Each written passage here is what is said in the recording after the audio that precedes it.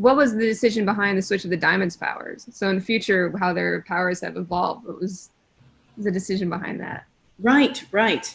I always, you know, I had written this in my little private notes a lot.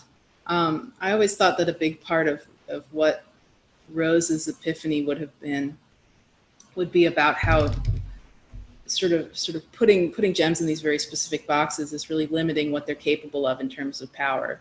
Like her being capable of healing would be something that she would have, I think, discovered that she didn't necessarily have a use for when she was being destructive or when she was being repressed.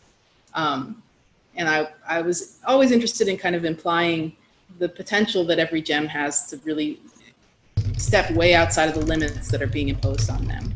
And that's something that was true for Peridot and her frame of mind. She had powers that she didn't know she was capable of because it wasn't necessarily part of the person that she was supposed to be. So I wanted that to be true for the Diamonds also.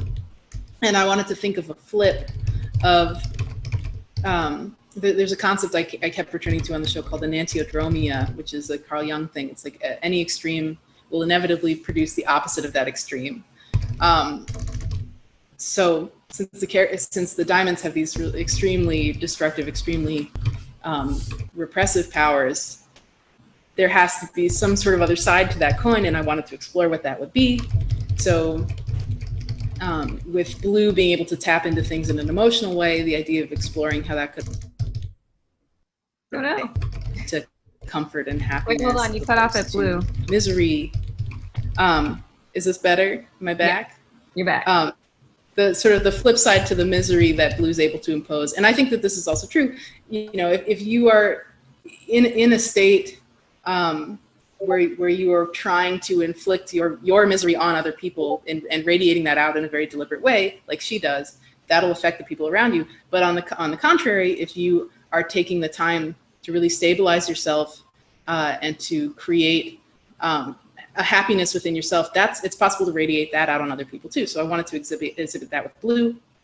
And then Yellow, you know, is someone whose powers were all related to destructive actions. She was always kind of the physical side when Blue was the emotional side. So instead of physically damaging things, I wanted her to be in a position where she could physically repair things. And then White, her ability to override other people's identities, which had so much to do with her fragile sense of self and her need to impose that on everyone because she thinks everyone is her, because she really kind of has no identity of her own.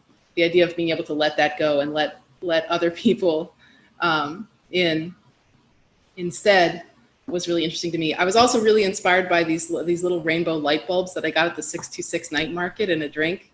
Little ice cubes.